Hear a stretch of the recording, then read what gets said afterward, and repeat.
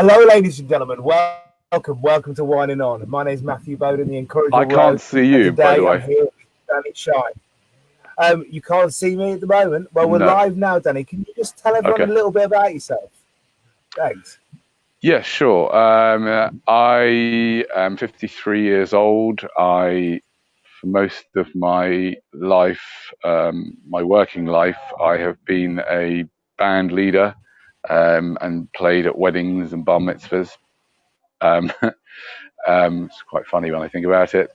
I went to university, got a degree in computers. Don't really know much about computers, so I don't know why it happened. But anyway, and I had a few jobs over the years, including one that I now look back on with horror.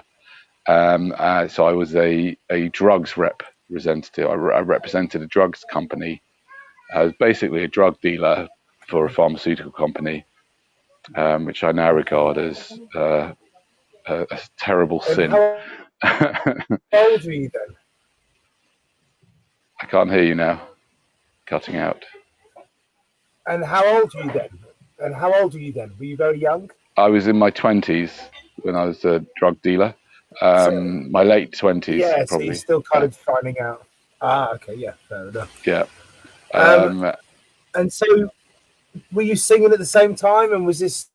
Yeah, I started singing when I was. I started singing when I was about 20. I started singing professionally in the band when I was about 20, 21. I was in university. Yeah. And had you been playing music all your life? Yeah. We're from a very musical family, and I've been playing and singing for years, playing piano and singing for years. And I just started this sort of business band off, and became a business, and it became really successful in the particular genre that it was in. And then I was doing jobs at the same time, and then surely got part-time jobs, and then no job. And that was probably about 20 years ago, I think. Maybe, about 20 years ago, I stopped working at a job.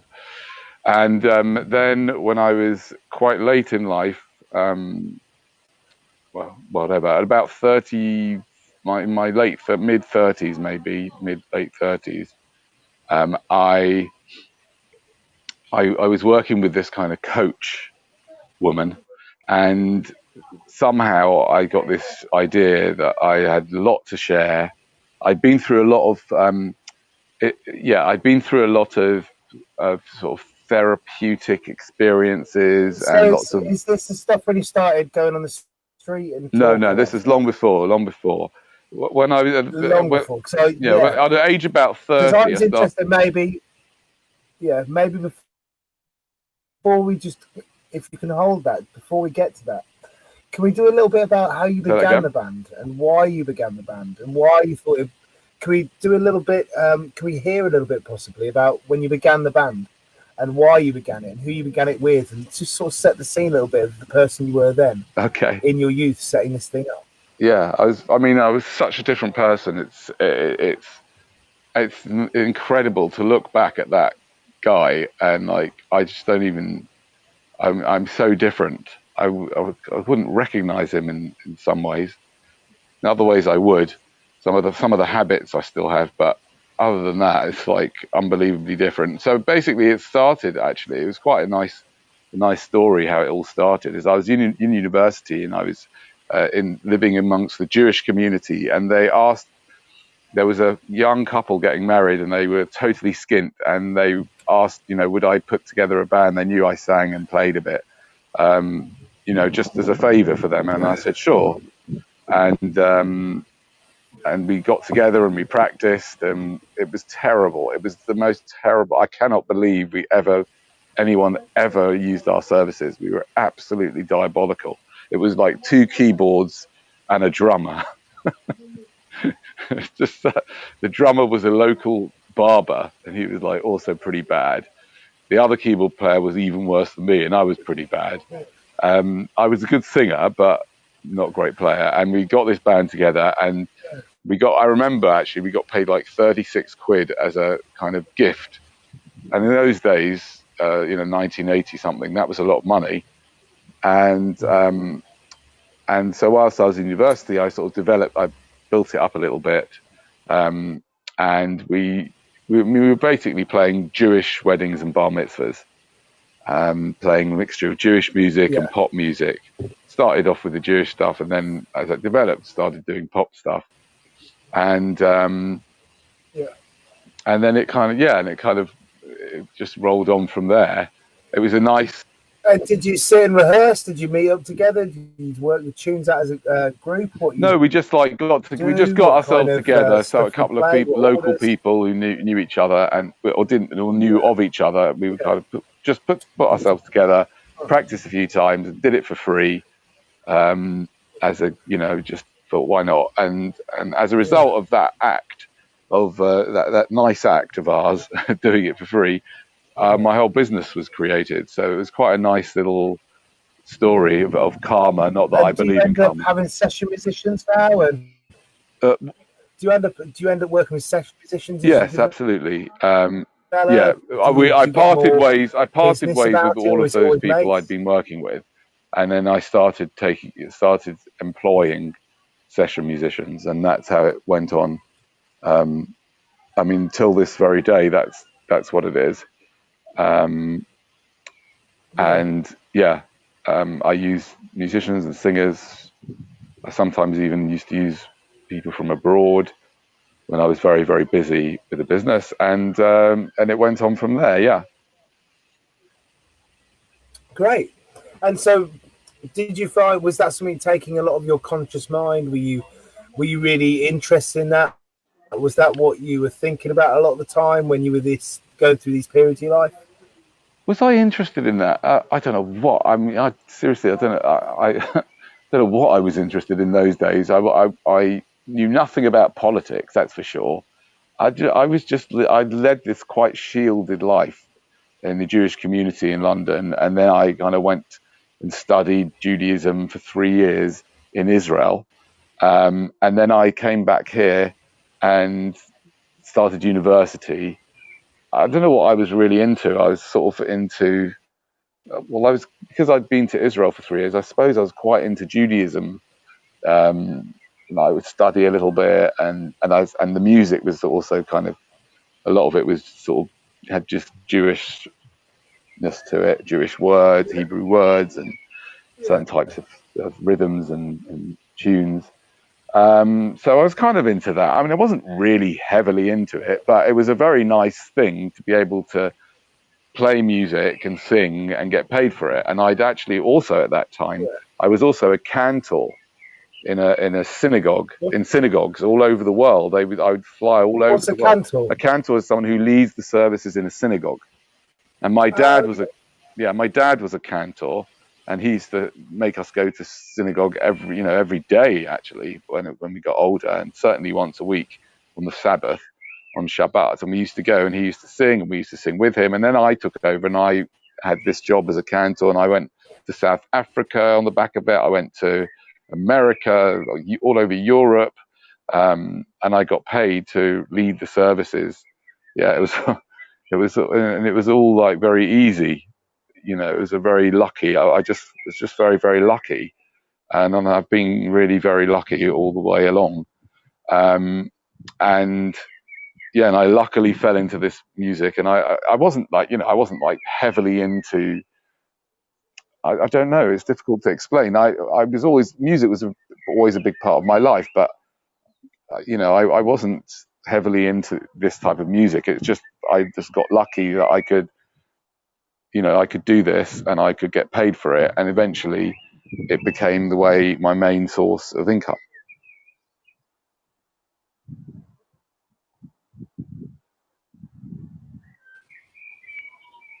Hello, mate.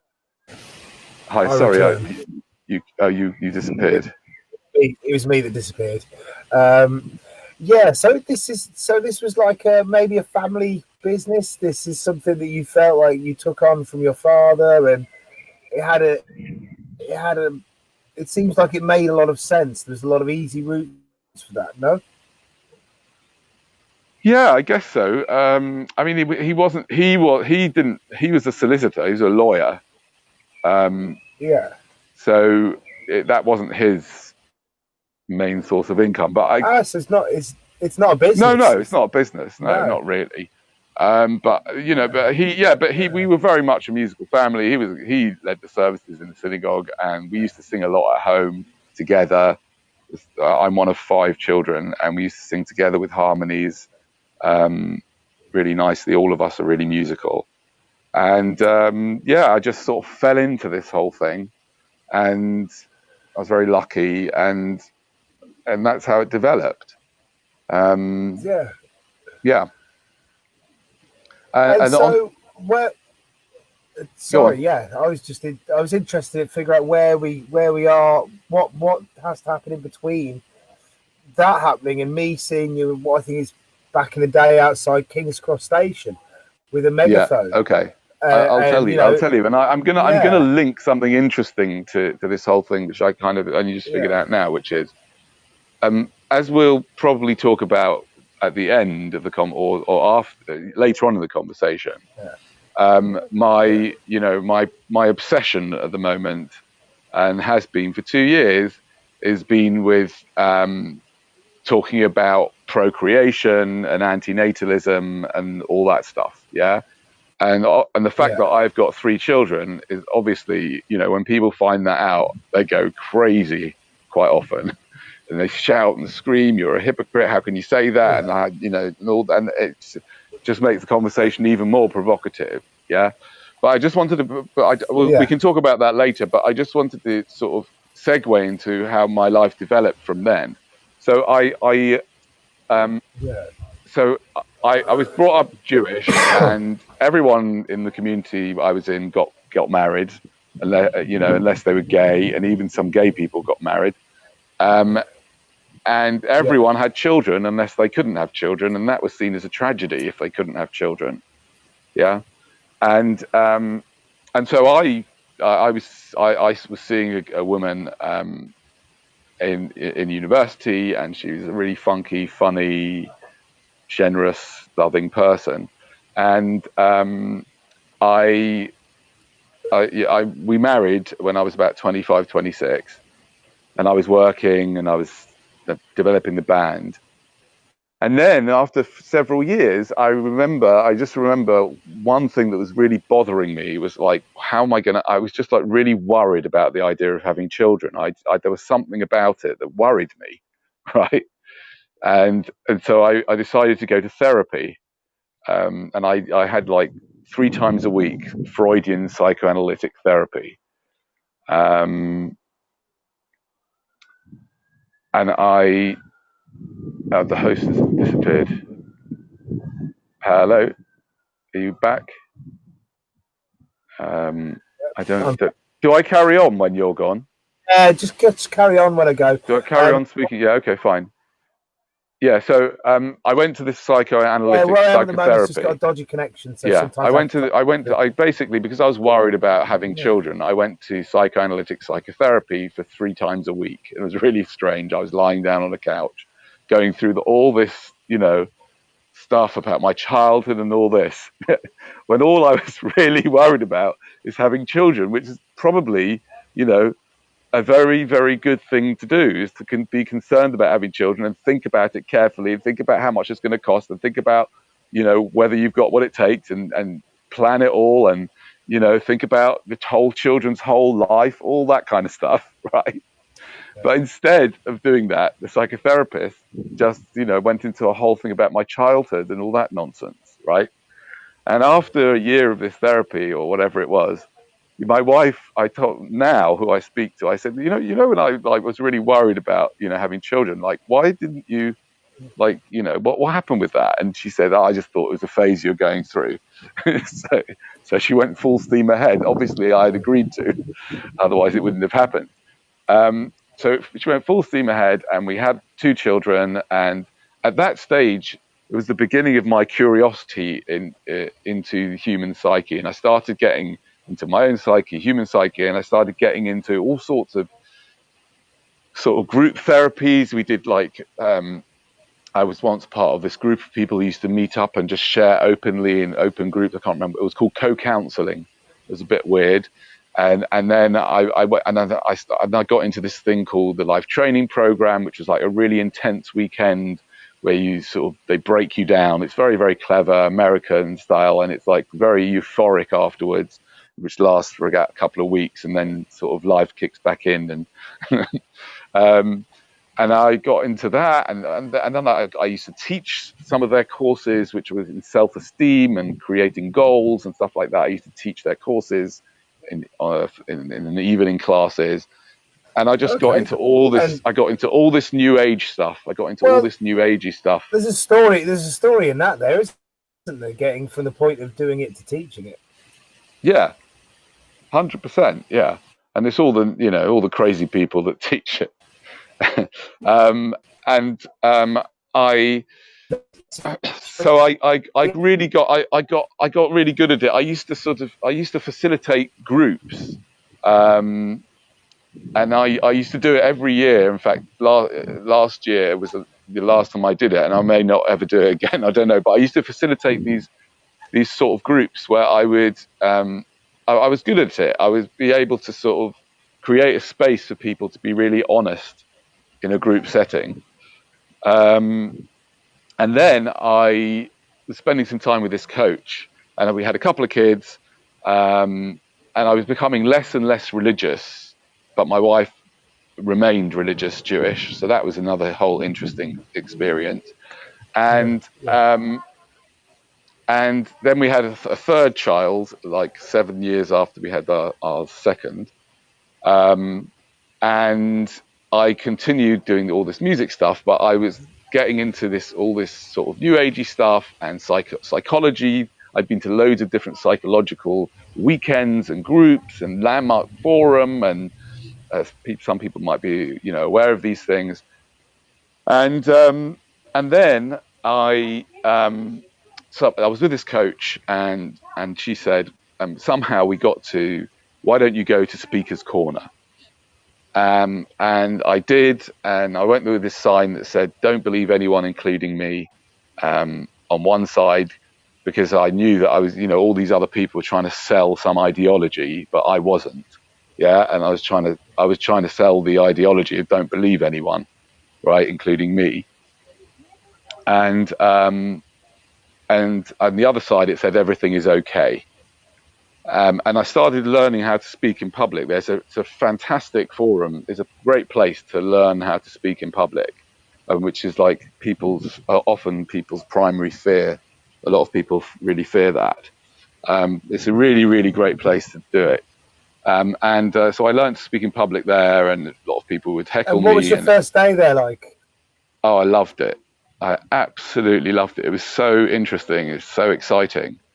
And there were like professional hecklers there that would like really have a go at you, whatever you say, right? And do you remember an instance where somebody was you clocked it? You thought, all right, this is a professional heckler at work. Oh, I can't remember their heckles, but they're very funny. They're just like firstly, a lot of them are very smart. And they're very funny, and they mock, and they, but it's good. It's good. It strengthens your ability to deal with that. Now, I welcome hecklers. There's no, I've been doing it for so long that basically most hecklers, sorry to say this, don't really stand a chance, especially when I've got a megaphone. They really don't stand a chance. Yeah. But I learned that all at Speaker's Corner.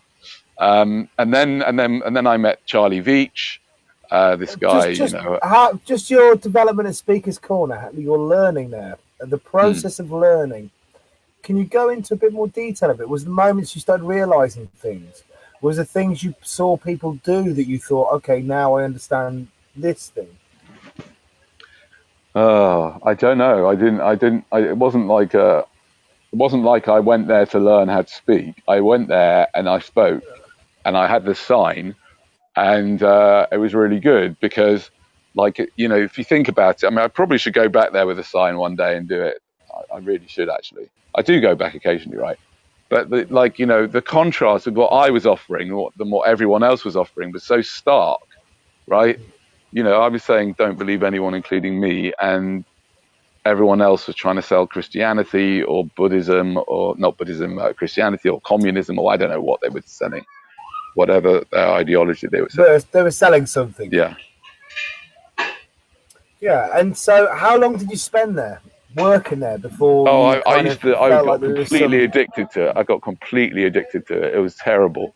It was terrible, and it was on the same day as my work. So I would work. I would have weddings, yeah, and I would, like, go down weddings in central London, and I'd sort of go and do my wedding, and then I'd run off and do a little bit of speaker's corner. I was so addicted to it, and if it rained, I was always looking at the weather. Was it going to rain? That was awful.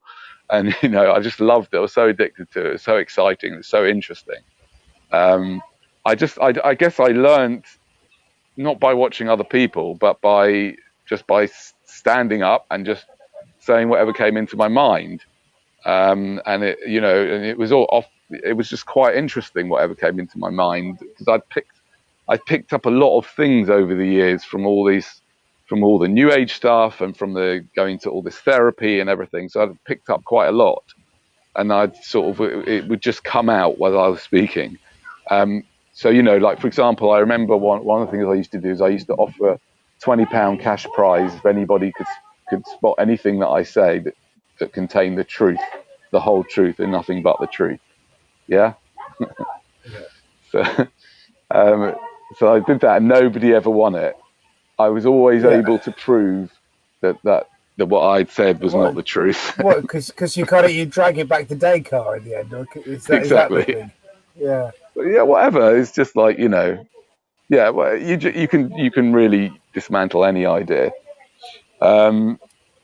Anyway, so I used to do all that type of stuff, and I guess what I learned about lots of things just being there. I don't know how to explain it, but I learned how to speak in public there, because I had all these hecklers, coming back at me, and the other thing that I did a lot of, which you see on the films, although I wish I would do it more often. I just, it's something that absolutely drives me nuts, that I know about this idea and that I just don't do it often at home. I really need to do it regularly, and that is, I do a lot of counting to 30.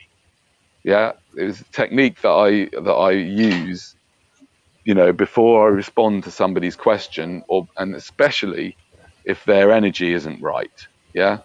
So, and I do it with the police as well, right?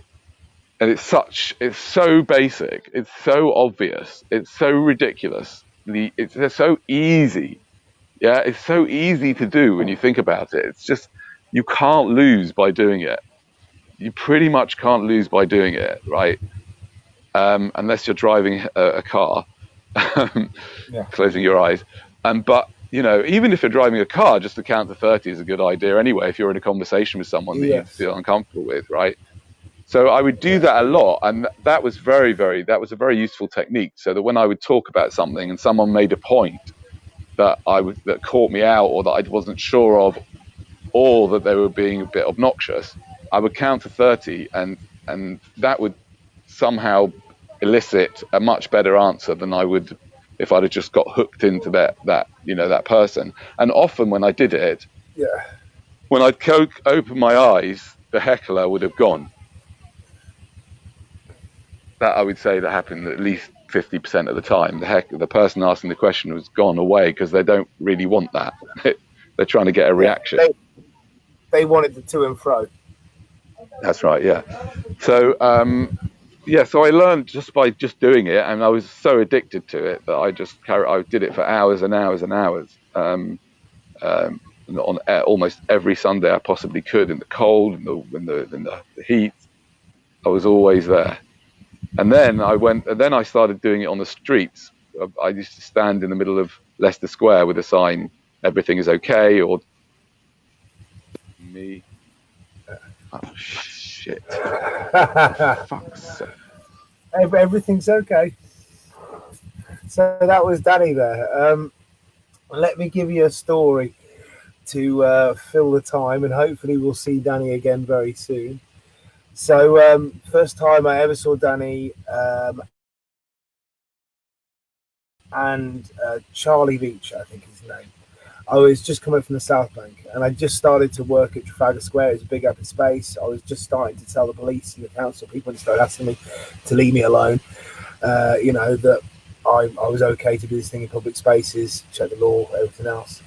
And then I saw these guys with the megaphone standing outside King's Cross, just telling people you're a snowflake. Every one of you is a snowflake. You're unique. You're all beautiful. And then you'd hear Danny go off and he'd do these rants and chat to people and ask people questions, these acerbic questions that were challenging kind of emblems of what they represented at the time. So people in suits, business and earning money, you question capitalism, ask them questions about it.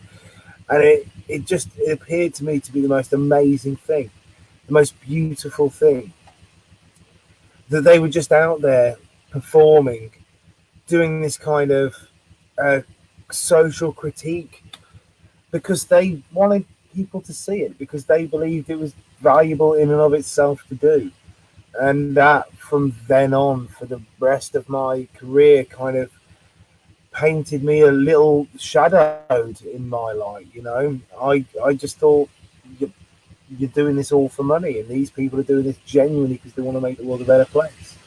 And that kind of made me feel a sense of social responsibility to put within work, and it did affect me after that to try and put some social responsibility in work. When you watch my show, you might argue there's none, but I definitely have had conscious of mind with that. I'm just going to call Danny now and check what's going on. Hopefully we'll get him on still. Alright, sorry about this, everybody. So he's got to get his laptop on.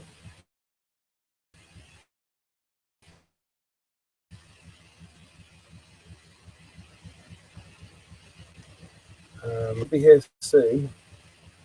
And so ever since then, I watched Danny, and I've watched him all over London. I've watched him in lots of different places. And you'll see him invariably somewhere with a megaphone outside a makeup shop, telling people they don't need to wear makeup, that makeup is the society, convincing them that they're ugly, convincing them that they need to consume this product. And you might disagree or agree with him, but I genuinely believe that the world is a better place with people like him in it. I think him and his partner at the time, Charlie Veach, and other people specifically at that time, changed the way that we as a people deal with the police.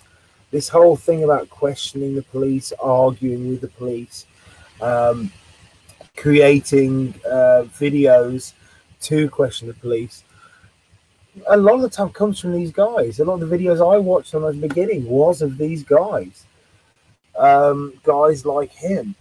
And we now live in a place where police are reasonably sussed to doing things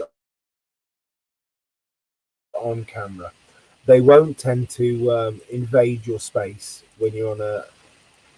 Sorry, 1 second. They won't tend to invade your space, beat you up, kick you off a pitch in the same way now, because they know they'll be filmed and they know that people are reasonably savvy. I think people are reasonably savvy because of people like Danny. So I'm going to send a link now, and hopefully we can get Danny back online. Lovely. And so everybody, Danny Shine is back. Hey, buddy, how you doing? Yeah, I'm having a problem with my battery pack that's charging this phone. I thought it was charging, and then it wasn't. I hope it's charging now, but it could go off at any minute. So okay, just do the best we can. We'll live with a sense of jeopardy. Indeed. Yes. So you were saying? What was I saying? So I think you were talking about... oh yeah, so I took it to the streets. Yeah. I took it to the streets, and then I bumped into Charlie Veach 10 years ago, and 11 years ago now, nearly. And we just started. He had a megaphone, and I had a sign, and I then borrowed his megaphone, and we realised we were onto something. We made videos for about 3 months. Before we, I feel like we're stampeding through it. Before we even get to that, why did you decide to do the project in the first place? Why do you think it was something that deserved to be outside of Speaker's Corner? I know this sounds obvious. Why did I do what? Sorry. Why did you decide to take this stuff off Speaker's Corner? Why did you decide to work with Charlie Veitch and do this thing in public spaces? I decided to do the Speaker's Corner off Speaker's Corner because I was addicted to it, and I was pissed off that I could only do it on Sunday in Hyde Park, and it also occurred to me is like if we're so if freedom of speech is really so important, why is it only happening like in one park, in one part of the whole of the UK, and on one day of the week? Why isn't it everywhere, right? And really, that's probably something that someone should do, and just set up loads and loads of Speaker's Corners, so lots of people get. I mean, the internet is like that, really. So you could say, so I took it to the streets, and then I went to this May Day thing, and he was there, and I bumped into him, and I started using the megaphone, and I found that I was really good at it, and we tried it once together, and it was just really funny. It was really good and funny and punchy, and we were sort of making fun of the authorities and stuff like that. So it just felt good and right, and until it didn't anymore, which was about 3 or 4 months after I went out with him. So we went out, he used to film it, he edited it, and then he put it up on his YouTube channel. I mean, I'm not sure that actually he edited it. He may have, but they were very well edited. When I look back at it, it was quite interesting because he turns up. I do this stuff with him. They're well edited. The films are quite well edited. Maybe he did. Maybe they looked good. They looked professionally finished videos, but they weren't professionally finished. But yeah, you can do that nowadays, right? Yeah, he may have been in doing it anyway. I don't know, but I know that it takes me quite a while to do all that stuff. Yeah. Yeah. And if he was working at the time, I don't know how or maybe he wasn't working. I don't know what he was doing. But anyway, he turned out to be untrustworthy as far as I'm concerned. And I wasn't, I didn't feel uncomfortable. I didn't trust him. And I don't really want to say more than that. But that, I didn't trust. I didn't feel safe around doing it with him anymore. Right. So you only worked with him for 3 months? Was that the only time? 4 months, maybe 4 months. Wow, that's amazing. Yeah. So how long ago was that? 2009. Wow, so that's 11 years ago. That's 11 years ago I saw you guys in King's Cross. Must be, yeah. Wow. And so that footage just kept churning around on YouTube for years and years after, because we were seeing those videos years and years after. Yeah, yeah. Because those videos got a lot of views, am I right? Yeah, they got a lot of views, yeah. That? When they were not that many, but, they got hundreds of thousands. How many views, just out of interest? Well, some of them got over 1 million. Some of them got, hundreds of thousands. Yeah. And at that time, did you guys, or did you believe at least you both thought that you were changing the world? Not really. Sorry, you're cracking up there. You're sounding a bit like a Dalek. Say that again. No, I can't hear you. So he was asking, like, did we think we were changing the world? And I would say, not really. I mean, I was running a successful business, and just doing this a bit of, for a bit of a laugh. So no, I didn't think that at all. And I'm still not sure I'm making any difference, really. And certainly not in terms of the bigger picture. I know that it affects what I've done has affected a lot of people's lives, because I sometimes meet them and they tell me. But certainly at that time, I had no idea I wasn't. I was just having a laugh. Really, it was immensely enjoyable. Yeah. And so, you don't have to. It seems like it's something which is still, got emotional weight to it now. But why did you guys end so quickly, if you don't mind me Yeah, asking? no, I don't mind you asking. As I mentioned it before, I don't. I mean, I don't really want to go into it because I sort of I don't spend a lot of my time. I don't want to spend a lot of my time on that relationship. It's just not relevant to me at all anymore, right? But just very briefly, I didn't feel safe around him. So he would go into certain places and he would go further than I would. And it felt like he wasn't doing it to challenge what was going on in there. He was doing it just for the sake of winding them up. And that didn't feel right. And I've never done that. I've never gone anywhere with my megaphone thousands of times. I've never gone anywhere deliberately to wind people up. I mean, I might give people a hard time with a megaphone. I might go without the megaphone. I might go into a restaurant and give people a hard time for eating chickens, but I'm not going in there just to wind them up, right? Um, and that's what I felt he was doing, and I didn't feel safe around it. So I just decided that's it. No, I can't do this anymore. And then I started my own YouTube channel. And And what was that meanwhile, experience like? he filmed all the things and he put them on his YouTube channel, and he got the bulk of subscribers, which he's still got. So he's got about 130,000 subscribers. I've got 43,000 subscribers. And he got those ones on the back of what we did, basically, a lot of them. Yeah. And people still watch his videos. I personally find them. I don't watch very many of them, and I don't really even want to speak about that. I don't want to get drawn into it because he might watch this, and I don't need to stir up any trouble. So Yeah. yeah. So anyway, I started my own channel. There was one actually there was one video which was which I never ended up putting back up on my channel, but there was a video called PC. It was me versus PC Stout, right? There was this video of me as a cyclist. I wasn't in the picture, but only he was, only the policeman, and he stopped me and asked me if I'd gone through a red light, and I started bamboozling him with questions. It was a Yeah. classic, and basically it went out and it had 1 million views within 3 days. And then he came round to my house with his colleague and basically broke into my house and arrested me completely unlawfully Wow. because I'd embarrassed him. Yeah. And so, how did that end then? Sure, Well, he must have it been took me held down. held up to the They commons. definitely traumatized my children, right? Yeah, of course. Yeah. And it took them a long time to get over it, although I think they're over it now.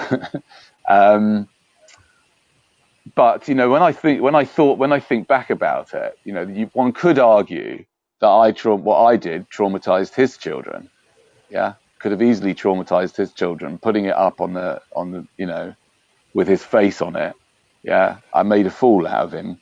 Well, he made a fool out of himself, right? He made a fool out of himself, but I stuck it up in front of everyone. So we could argue that I did that, or that I was part of that, and that he was also what I did was, Well, you'd be very kind to do that. caused him a huge amount of embarrassment, right?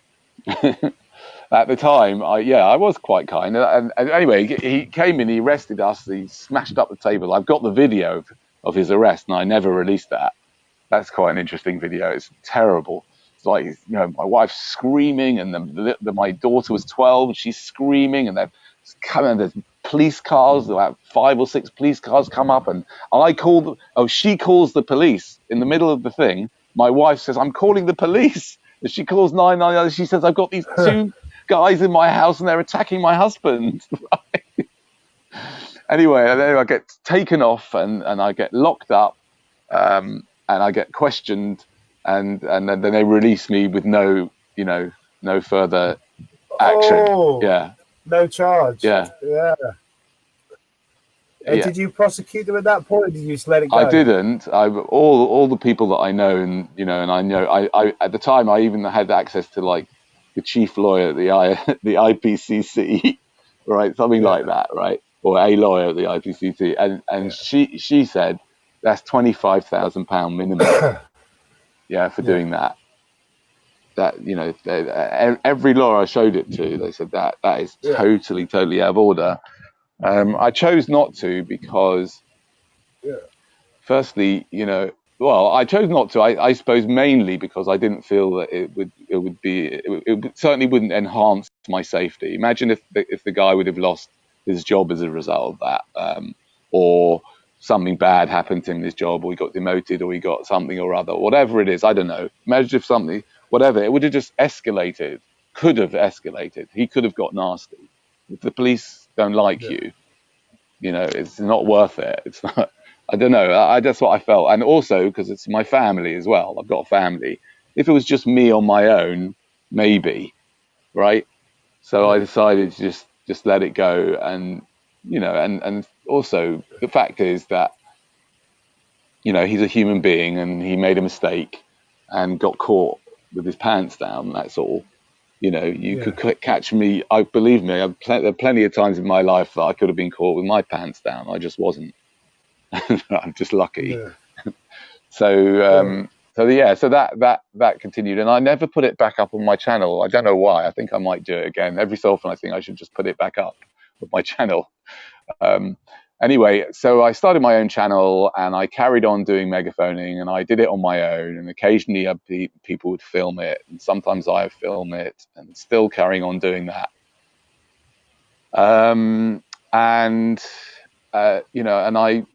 And my performances developed, and some of them were a bit more sort of edgy than others. I would go into supermarkets with a megaphone. I haven't done that so much recently, but go into a supermarket or a closed area or a shopping center with a megaphone, and that's a bit more edgy. But I've continued to broaden my repertoire, to speak about lots of different things, whatever's on my mind. I went through a stage of doing the vegan things. A lot of fun to be had doing the vegan, making fun of meat eaters and milk eaters, and bringing that to people's attention. So I did quite a lot of that. Yeah. And Before do you that, it do was it? Do you? You said it's quite a lot of fun, but do you do it because you think it's fun? yeah, And is sure. that the only reason you do it? What? Why? Why keep doing it? Is the money that comes into YouTube? Is it a way to earn a living? And now you're Oh, you creating must this be joking. No, not. facade of someone who cares. Like, what's the No, the what's money the from YouTube drive? is really very, very poor. You've got to have, to make enough money to live on. You've got to have, probably, I'm saying, you've got to have at least 1 million followers, at least. And even then, you really need to make a decent income, millions of followers. Then you can make money from it. But I mean, there's such problems with YouTube as well, with all their censoring and all their nonsense. Anyway, so yeah, I do it because I love it. I'm really good at it. I find it. It's really. I just find it.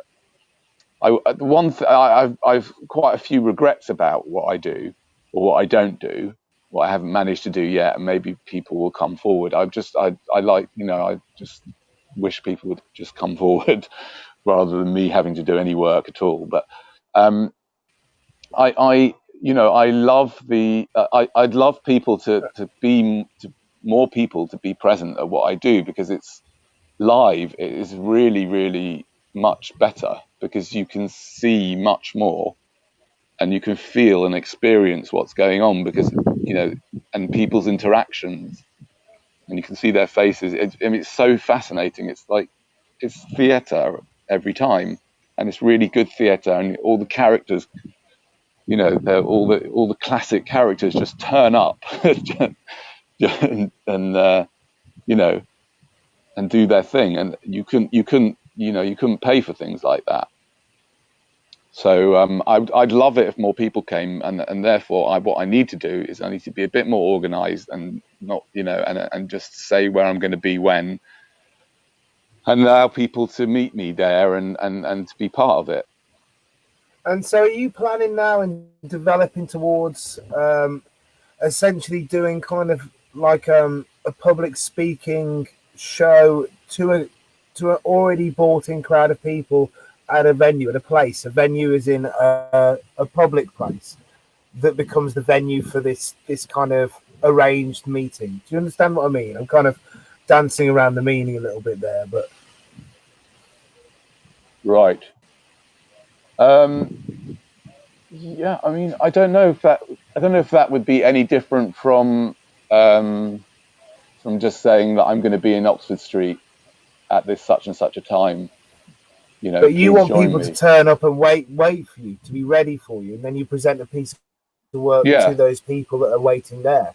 Yeah, I could do either a piece of work, or we could go tour. We could go to different places, and we could tour. The other thing is, or the other thing I sort of played with is the idea of like just doing alternative tours around London and other places, where we would all go together and we'd.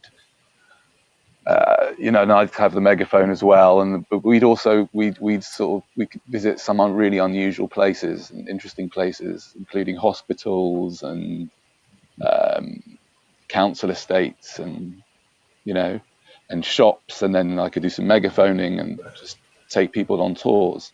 Yeah, that's a brilliant idea, mate. That's really good, and so you could take people through a moving show. Yeah, exactly. Yeah, and just to go through, and I think we can sit around an hour. An hour is fine for this interview. I think we've dealt with quite a lot so far. I'm really interested. Do you believe that what you're doing changes the world? Do you believe that people's opinions are changed by what you do in public places? It's funny you ask me that. It appears like, yeah. Well, I mean, it depends from where you're looking, and in the bigger picture of things, no, not at all. I don't know if anybody does that, but there are only a very small number of players that really make a difference, and even then, if you look from a really big picture, nobody's doing anything really.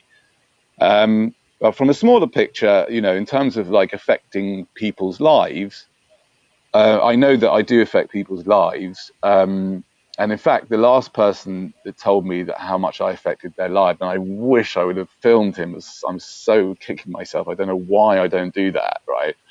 Was I think he was mixed race, or maybe I'm not sure whether he was mixed race or call him black, but he was a police officer. And I stopped on the street and to speak to him, and he said, he said, we've spoken quite a few times with and without uniform. He said, I watched your Everything Is Okay years ago when I was still like in school or something like that. Yeah, in school, and then I watched them ever since. Through university, I was studying politics, and I learned about libertarianism through what I was watching, and or what you had said about the law. And he said, I just want to let you know that you've really affected my life, and me and quite a number of my colleagues know you, not in a bad way, but they know what you do, and we watch what you do. So that was a really nice example. Another guy told me at a Black Lives Matter march that he saw me making fun of. I was in Bond Street making fun of Louis Vuitton and stuff like that, Gucci. And he said that as a result of watching that, he left his job as a manager, as a marketing man for some brand, and he realised that he didn't want to be doing that anymore. So I know that happens sometimes, and that people are affected by this stuff. But in terms of changing the world, I don't know. Again, I don't know who can change the world. I don't really know, but I don't think that I'm able to do that really. But I can make a difference in some people's lives. So yeah, I don't know if that makes sense. Does that make sense? Yeah, yeah, of course it did. I'd say that by changing people's lives in a little way, like the ripples of the pond, you have an effect. You have a Yeah, legacy in the change you make in those people's lives, and I think that's a valuable thing. yeah, yeah. I mean, I Why? just go on. Sorry. Yeah, carry it. No, no, please, please. No, you were going to ask a question. Go for it. Um, do you see yourself doing this into the future? Do you? I think it's addressed a bit more. This question is that you're going to try and do group stuff, but will you be doing stuff that you would not be trying to? I assume the group stuff are going to try and make money out of it. Are you ever going to try and I capitalize don't more on know. it? I Is just that I the feel thing in your mind? such mixed feelings about that. I feel such mixed feelings about that. I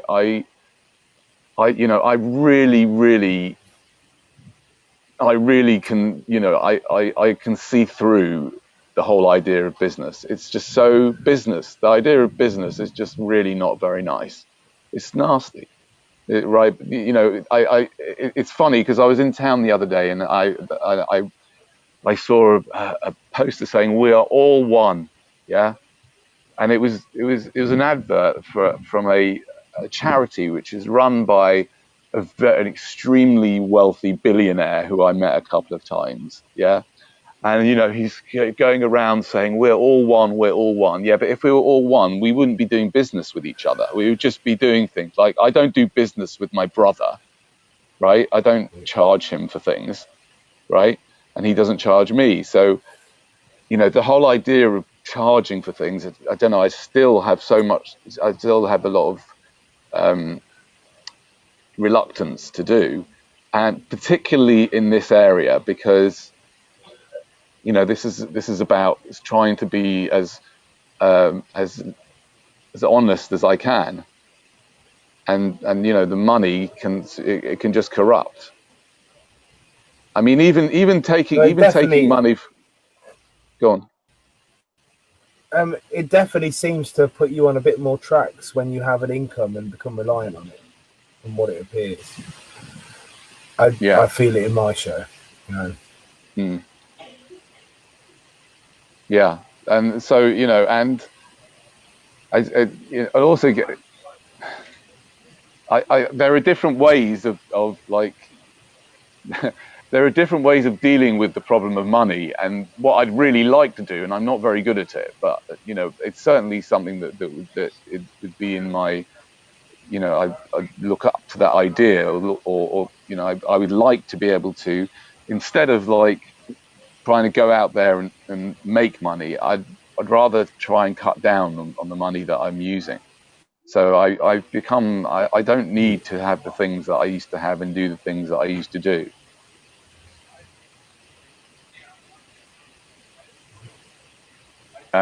Become more frugal. Yeah, exactly. But I on the other hand, I can there are various things I can do. Like for example, I can just put donations page up somewhere and say, look, you want to come on the tour? If you want to give me a donation, you can. I'm not, and if you don't have to. It's up to you. I could do that. Yeah, That's not so bad. and yeah, and with 41,000 people, there's a fair chance if you've got a reasonably low costed project, you might get it running. You could get it done potentially. Yeah, yeah. I mean, the thing is that I would do it anyway. That's the point about it. I love doing it, and I do it anyway. And half the time, it's not even recorded. I've missed really good stuff. I've missed because I haven't recorded it, like that police officer, for example. Um, so yeah, but it would be good to do it with groups of people. So yes, I intend to carry on because I love it so much. Unless one day something else better turns up, you know. Um, yeah. Yeah, cool. Well, Danny, it's been an absolute pleasure. Thank you for stopping by. Is there anything else you want to say to everybody? Yeah.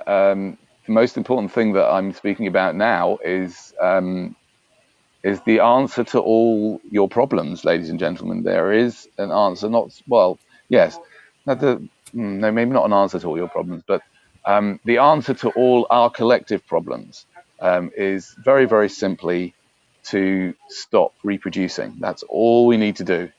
That's it, right? It's really, really, I mean, it's not easy for a lot of people because sex feels so good, but you can carry on having sex, just not reproducing, yeah? And that will solve all the problems, because all the problems start with reproduction. All the viewers, myself included, all our problems started with sex. So that's what I'm talking about. And I know it sounds funny, and obviously I'm not. You're not going to do what some random bloke or anybody tells you to do. So obviously there's an irony when I say don't reproduce. But I can tell you that the subject of the ethics of reproduction is such an interesting subject, that it makes really interesting conversations. So it's really good for social settings. And one of the questions that I encourage everyone to ask, and that is, why did your parents have you? So I encourage you to ask your parents why they had you if they're still alive, and to try and figure it out first yourself. Maybe you know why your parents had you. I mean, just before we go, why did your parents have you? Me? You talk to me? Yeah. I don't know. I'm adopted, so it's always Oh, going to be a right. mystery. Yeah. Right. So Yeah. I see. And you've no idea where you came from. I was given a sheet of paper when I was like 16 years old and was Yeah. set loose into this world, but I don't really have an idea, no. And I quite like that. I like the coming from a mystery, you know. Right. Cool. Okay, so we don't know why your parents had you. Origin. No. But it's a really great question.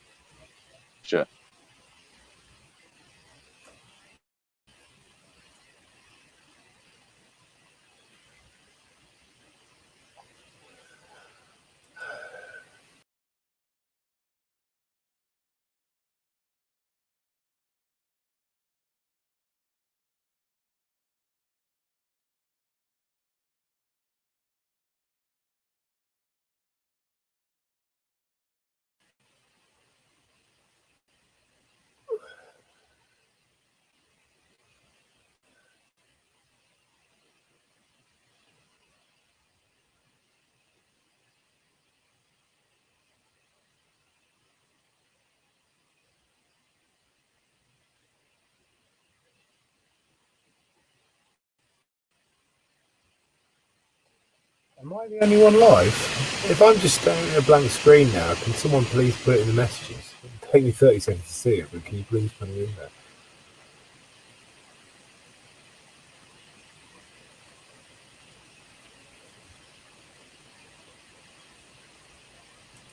Told me I had to carry on talking, even when he's not online. Moment, apparently. So now I find myself just babbling for no good reason.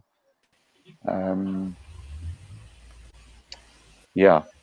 So while I'm here, then I might as well just babble on about my thoughts about masks. My thoughts about masks are this. Firstly, I don't know if there's agreement amongst the experts about whether they are good for you, neutral, or bad for you. Secondly, I don't.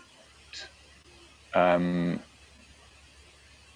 think that most people are not aware of the actual what the logic is behind this idea, and what the consequences are of being consistently like this in your life. So what's being said now is now, especially at this time when things are going down quite rapidly, and we've had lots of big gatherings of Black Lives Matter, and there doesn't seem to be some huge it wasn't some huge wave of people dying. So it seems to be that, big gatherings, well, whatever.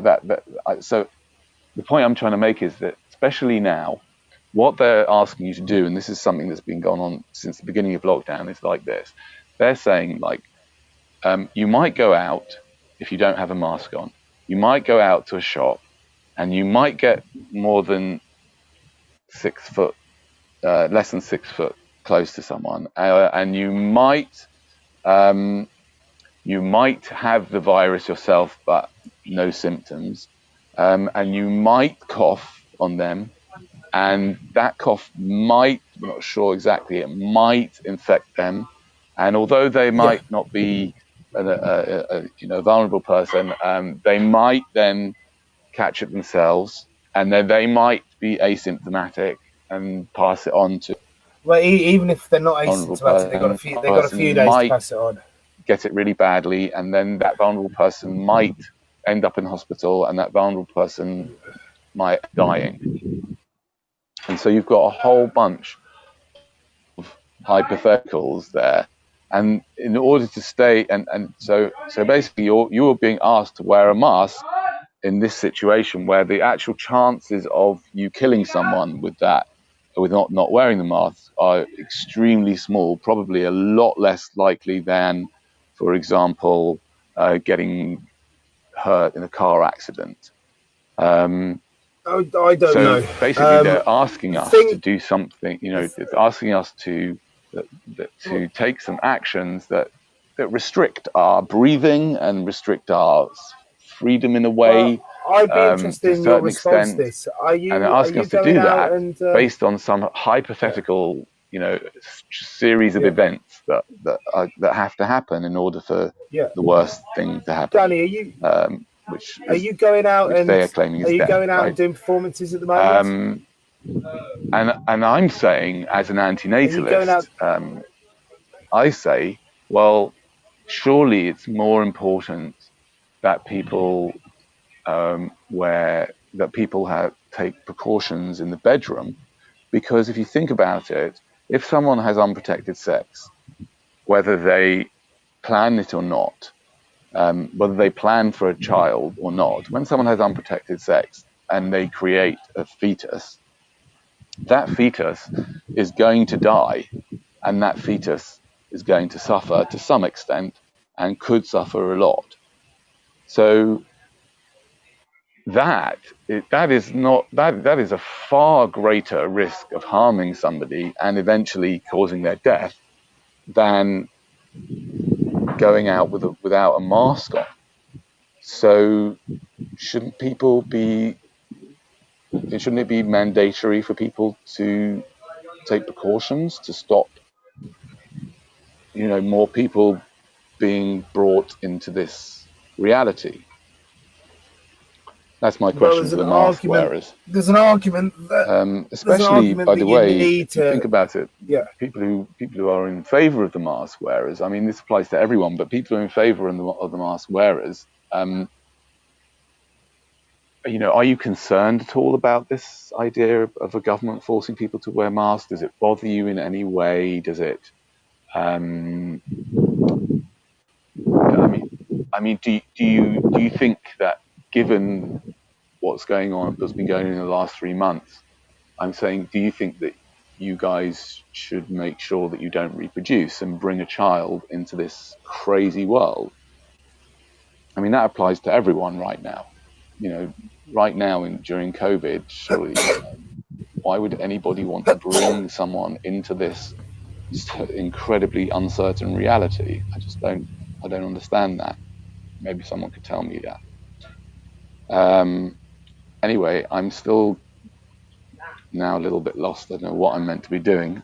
I thought you were ending this, but well, apparently we're not. Thank you for that speaking. I was interested with stuff you said there, and I was just interested. Have you been going out during COVID? Have you been going and performing and speaking to people during COVID? I've kind of come to the end of what I need to say. Can you hear me? Anyway, let me just see if I can. Can you see me? Can you see me? Can you hear me? Can anybody see me? Can you guys see me? He obviously can't hear or see me at this point.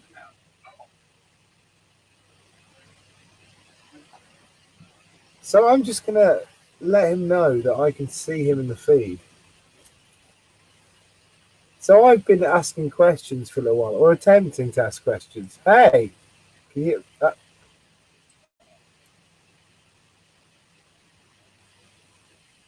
Hello, mate. So hi. are you ready to say goodbye? That was the I end am of the feed. indeed. I I'm watched it sorry all. that I'm sorry that I went on and on. I didn't know what to do. I just talked. No, you were fine. I came into the window and I was trying to talk, but I think for some reason I was Aren't I muting meant the to be able to windows, see so you, you by the couldn't way? I hear me. couldn't see the whole thing. Yeah. Am I? Really? Yeah.